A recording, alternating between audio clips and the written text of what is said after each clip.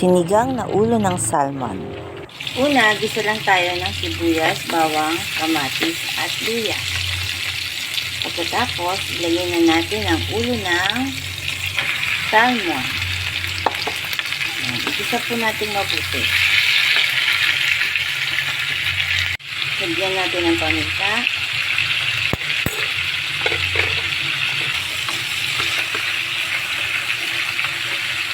At tubig.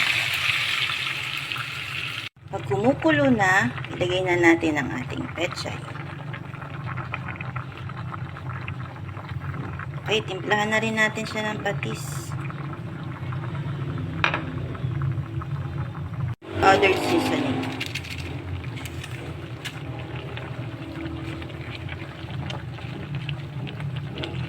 Naglagay din ako ng 2 pirasong sili at ang finale natin ay ang kalamansi.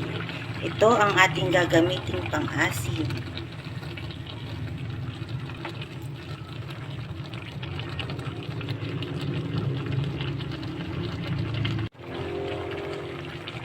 Ayan, tikman nyo.